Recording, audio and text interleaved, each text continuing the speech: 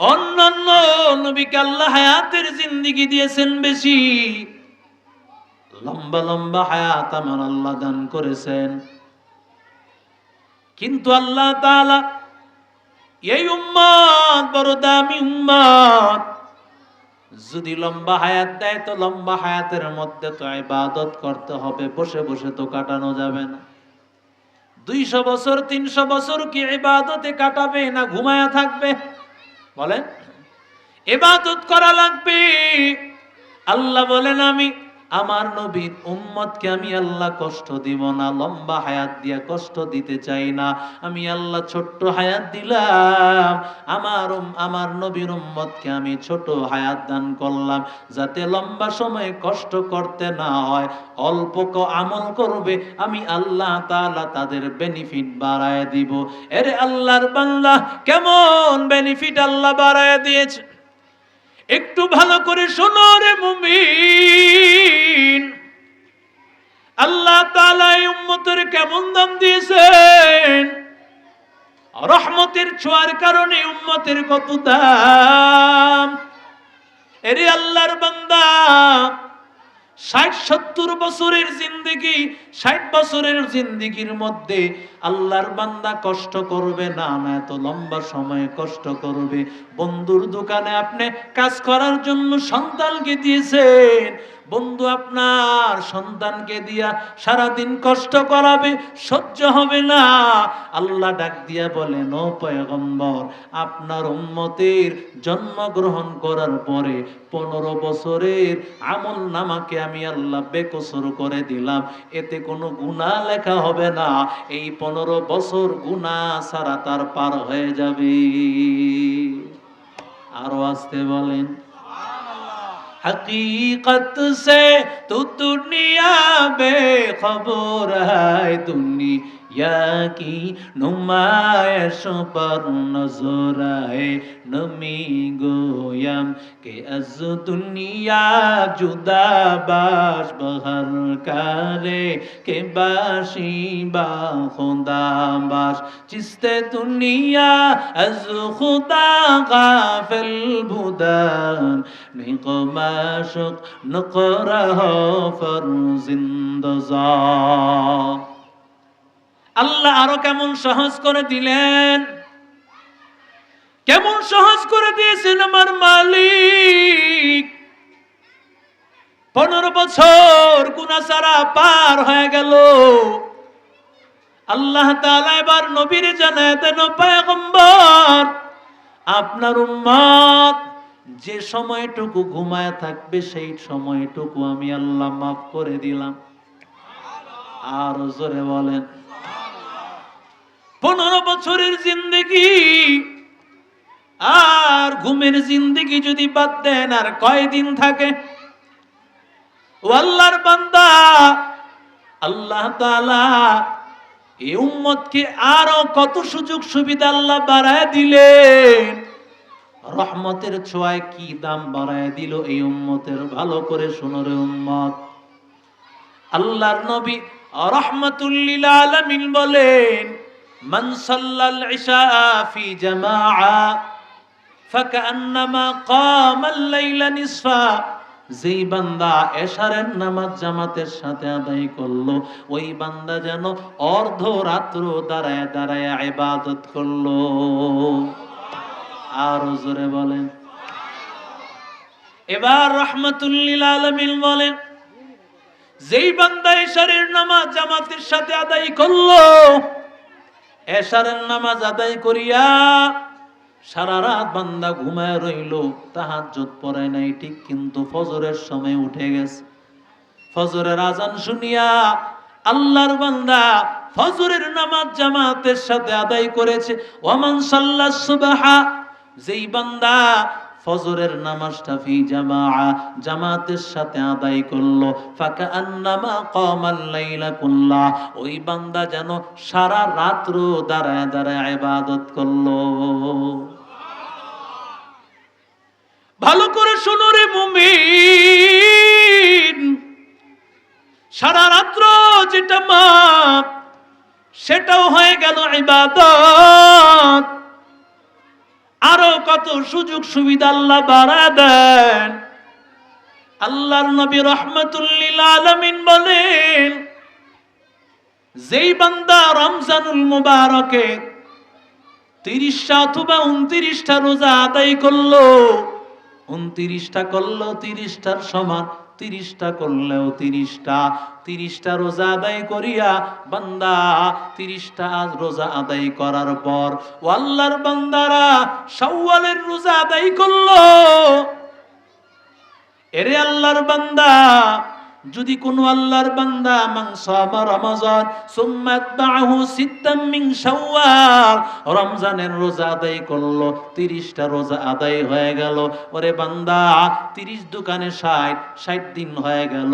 এরে নবীর আশিক উম্মতের দল, আল্লাহর নবী রাহমাতুল লিল আলামিন বলেন, এবার বাকি 6 দিন, রমজানের পরে বাকি শাওয়ালের 6 দিন যদি রোজা রাখলো, এরে আল্লাহর বান্দা, বাকি 6 দিনের কারণে এই 360 দিন পুরাটাই যেন বান্দা রোজা রাখলো।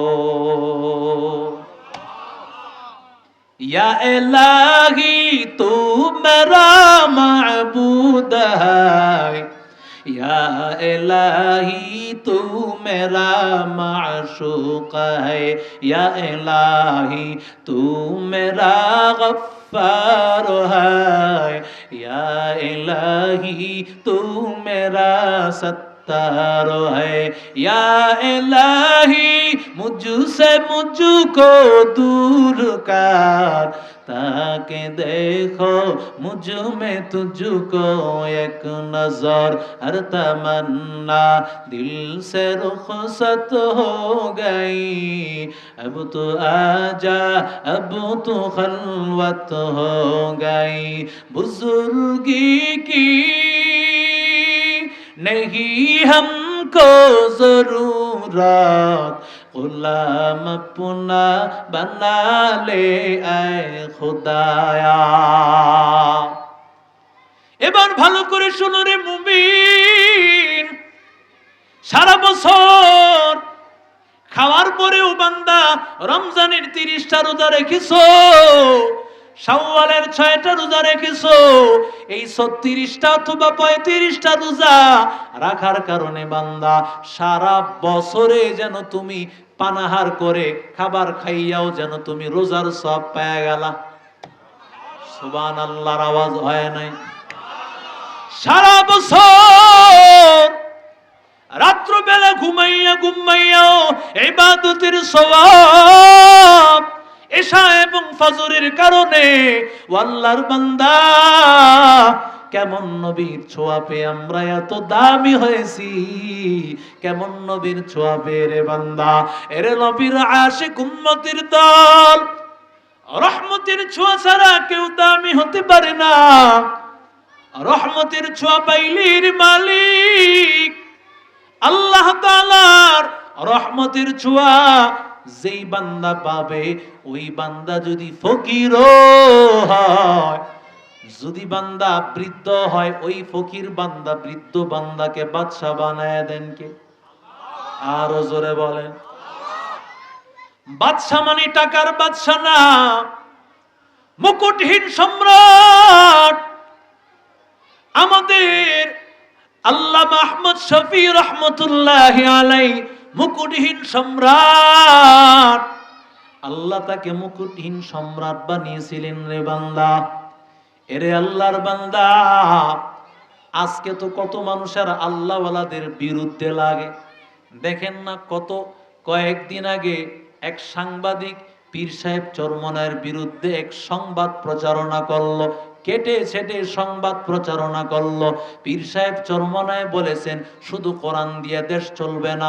বলেন তো, শুধু কোরআন দিয়ে চলবে না, কোরআন আর হাদিস দিয়ে? কথা বলেন না কেন? রাসূল কি বলেছেন আমি শুধু কোরআন রেখে গিয়েছি? বলেন, তারাকতু ফীকুম আমরাইন, নবী বলেন দুটো জিনিস রেখে গেলাম।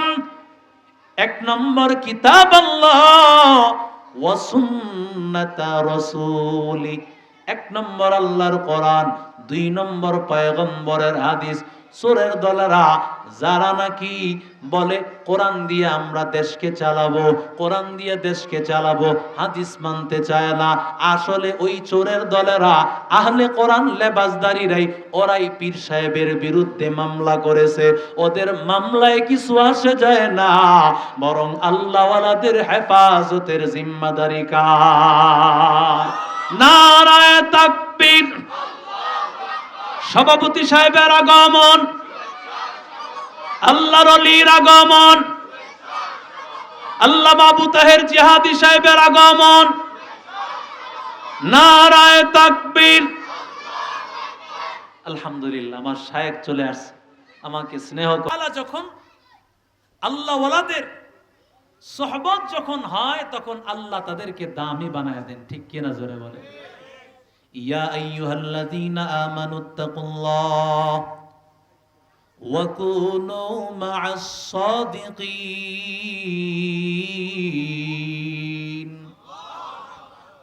রহমতের ছোঁয়া যখন পায় মানুষ দামি হয়ে যায়। এর নবীর আশিক উম্মতের দল, আল্লাহর এক বান্দা, দুইজন বন্ধু একসাথে কোথাও সফরে রওনা করেছেন। এরে আল্লাহর বান্দা, দুইজন আল্লাহর বান্দা যখন একসাথে রওনা করেছেন, শেখ জুলফিকার আহমদ নকশবন্দি হাফিজাউল্লাহ ঘটনা বর্ণনা করেন। আল্লাহর দুইজন বান্দা, দুইজনই বন্ধু এক জায়গায় তারা যাত্রা বিরতি করেছে, সেখানে তারা রান্না বান্না করতেছেন। এমন সময় এক বন্ধু রান্না করতে গিয়া, যার দায়িত্বে রান্নার দায়িত্ব পড়েছে, সে রান্নার ভিতরে যেখানে আগুন দেওয়া হয়, লাকড়ি যেখানে দেওয়া হয়, ওইখানে আল্লাহর বান্দা নিজেই হাত ঢুকায়া দেয়। লাকড়ি ছাড়া অটোমেটিক নিজের হাতটাই ঢুকায়া দেয়। খুরচুন দিয়া, চামচ দিয়া উল্টাইতে হয়, আল্লাহর বান্দা সেটাও করে না, নিজের হাত দিয়াই সে উল্টাইতেছে। ঘটনাটা আল্লাহর বান্দা অন্য বন্ধু দেখে ফেলল।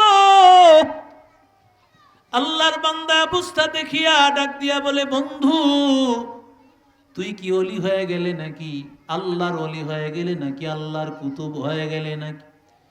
এবার আল্লাহর বান্দা ডাক দিয়া বলে, ভাই পুরানো ঘটনা আমাকে স্মরণ করে দিয়েছ।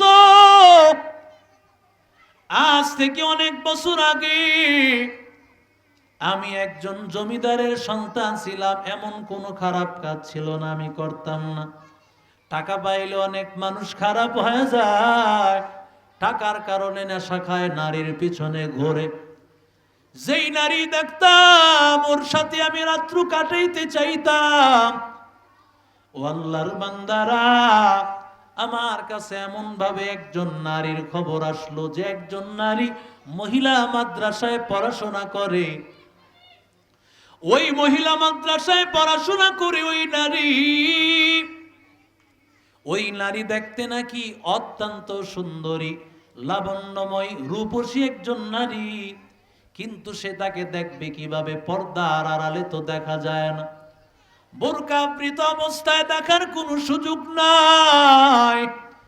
আল্লাহর বান্দা তাকে এক নজর দেখার জন্য একটা গাছের উপরে উঠেছে।